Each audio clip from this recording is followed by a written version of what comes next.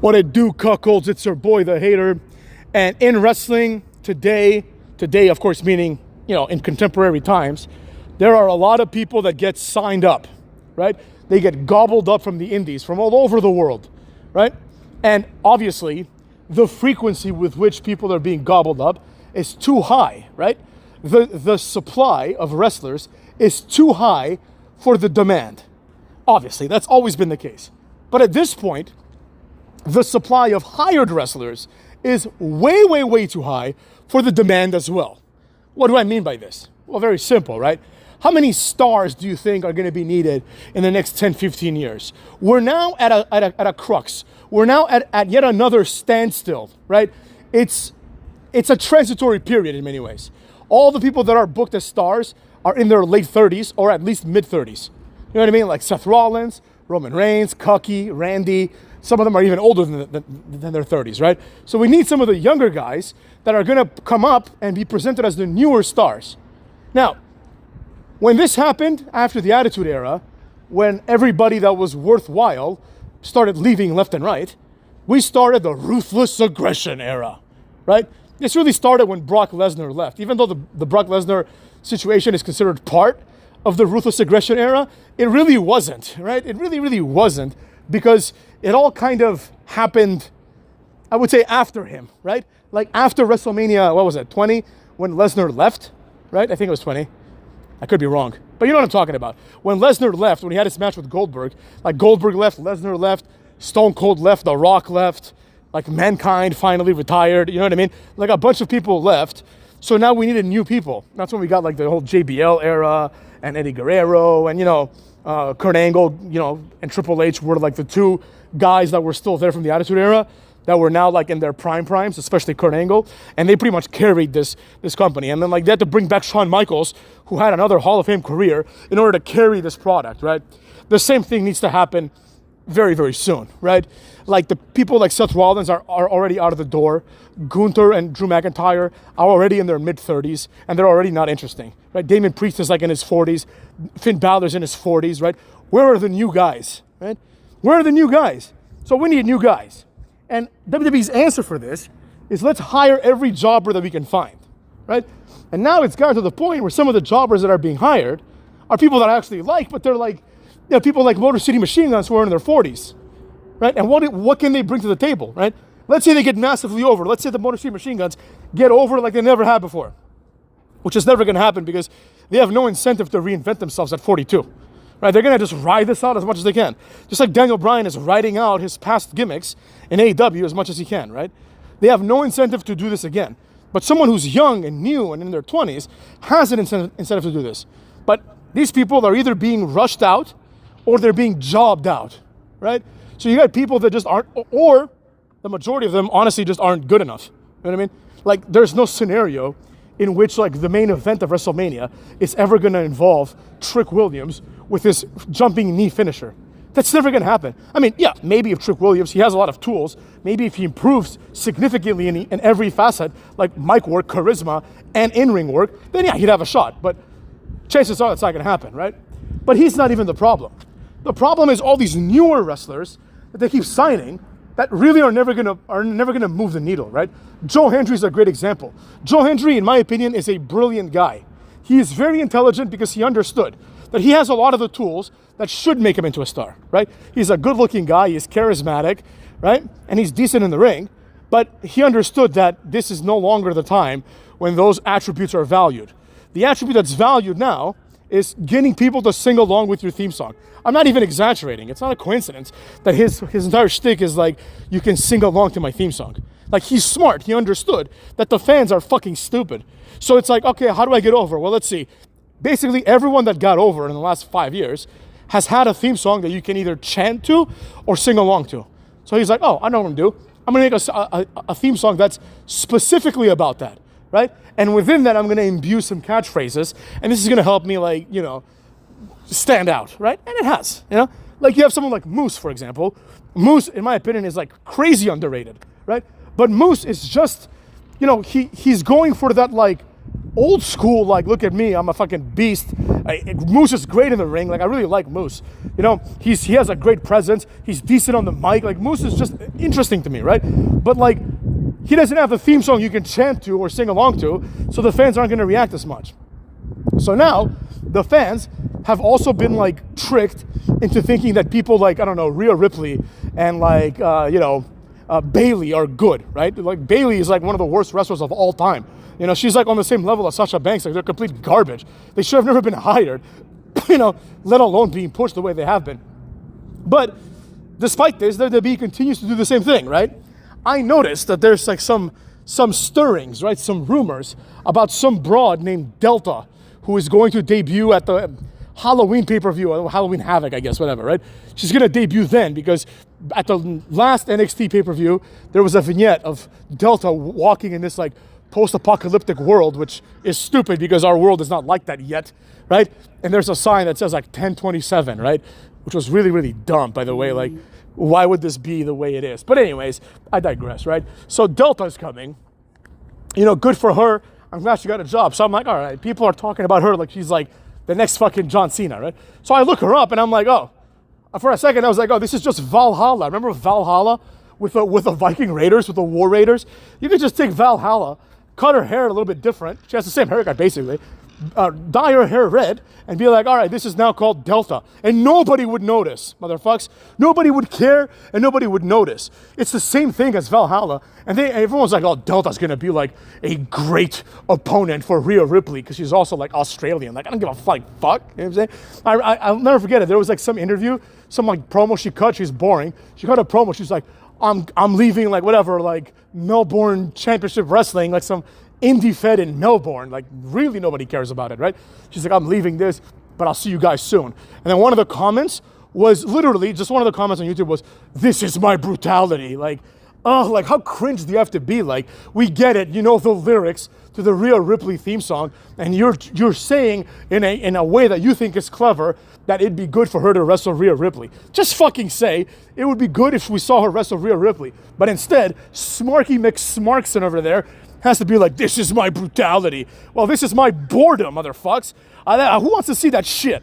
You know, this is probably a match that happened in Melbourne City Wrestling when Rhea Ripley was in that indie fed several years ago, right? Nobody wants to see two Rhea Ripleys wrestle each other. Nobody wants to see this at all. But that's probably what we're going to get eventually, you know? In my personal opinion, this has Valhalla written all over it. Remember when they fired Valhalla? She was like Sarah Logan or whatever. Sarah Logan, they fired her ass because she was boring as fuck, right? She was in a fucking, you know, stable of boring people. It was like Ruby Riott, Liv Morgan, and her.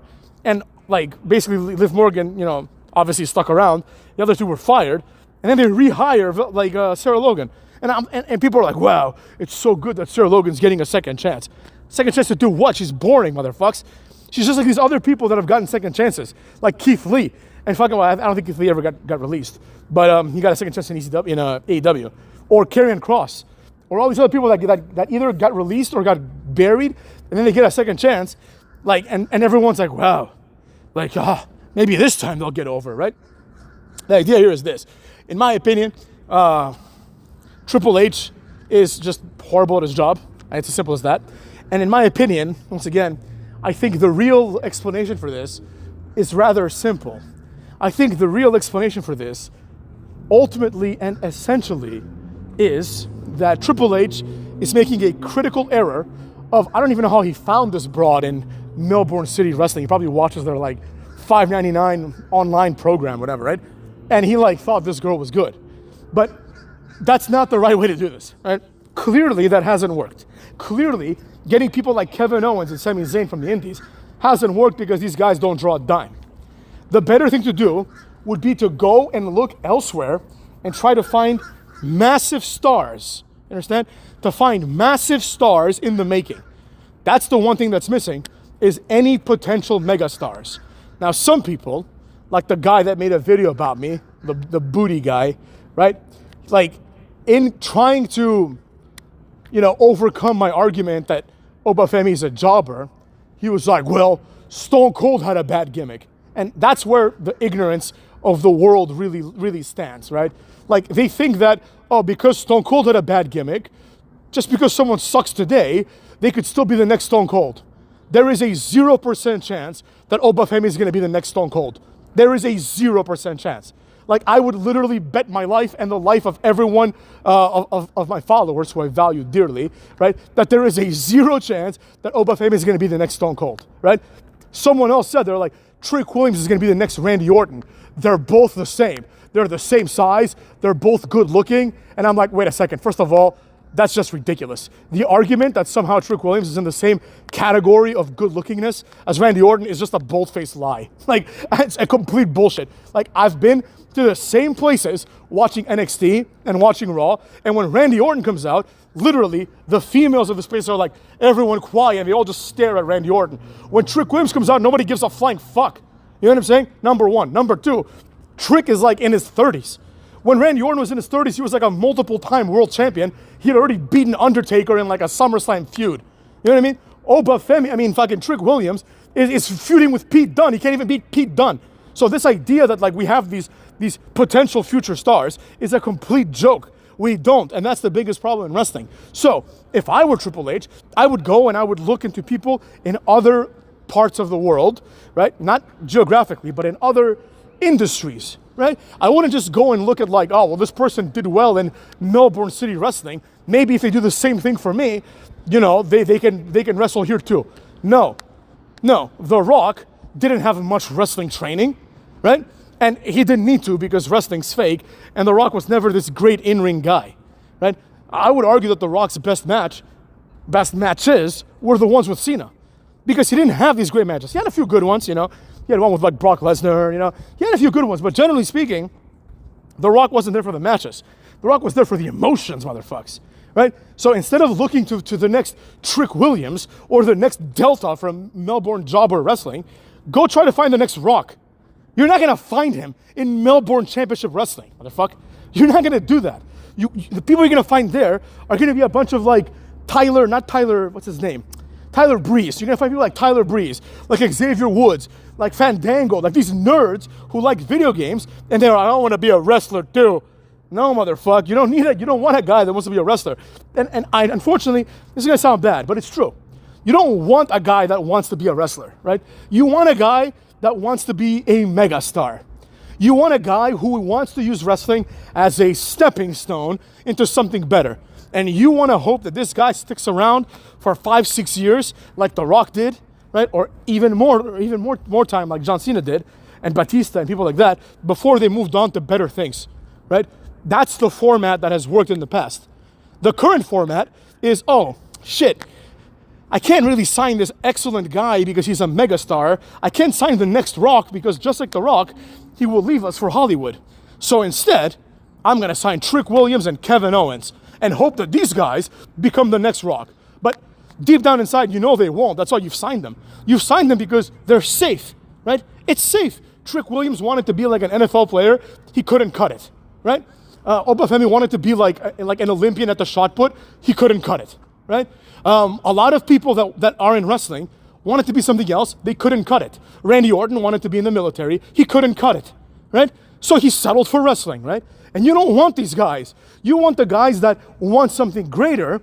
They can achieve it, and they're willing to use wrestling as their stepping stone. The Rock could have used other stepping stones. He could have gone and done like sitcoms or something maybe, right? He has the charisma to do almost anything, right?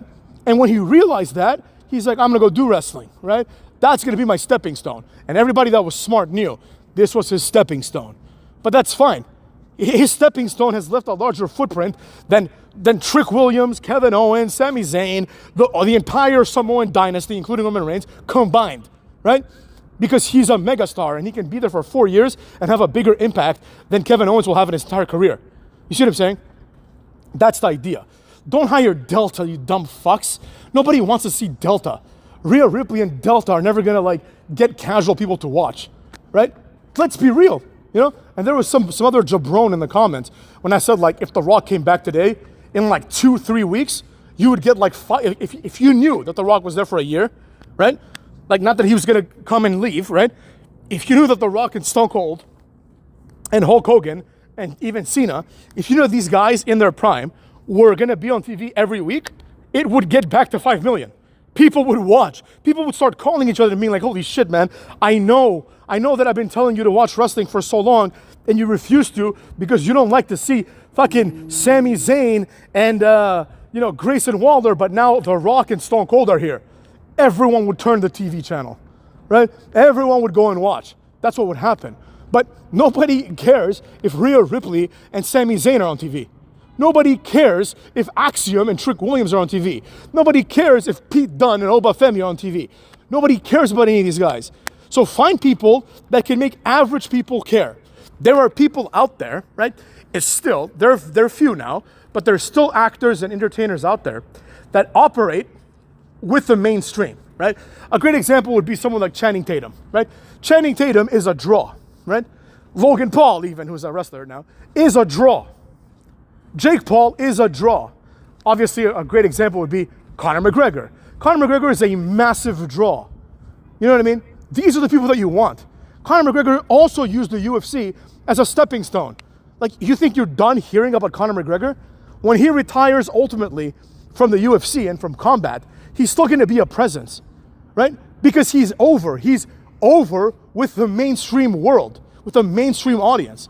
That's why he got paid $5 million, the highest paid actor for a first movie in the history of acting, right? Because he's over, he's a massive draw, and he can leverage this into a movie career. You think Conor McGregor wants to get his ass beat for the rest of his life? Of course he's gonna say he loves the sport, I'm sure he does. Just like I'm sure The Rock loves wrestling, but he has bigger aspirations. The aspiration, you can just look at Conor McGregor, right? You can just look at him, right? And just look into his eyes, and you know that the aspirations of someone like Conor McGregor and the aspirations of someone like Kevin Owens are not equal. Kevin Owens is happy to have achieved what he has achieved, and what he's achieved is significant. I'm not trying to shit on it, right? Conor McGregor isn't. You want Conor McGregors. You don't want people that gave up on their dreams, right? You don't want that. Sometimes they work out, but oftentimes they don't. You want people that are going to strive for more. This is how you make stars. And in the current wrestling crop, you don't have any of this shit. And that's what I'm getting at. Cuckolds, take that up in this piece.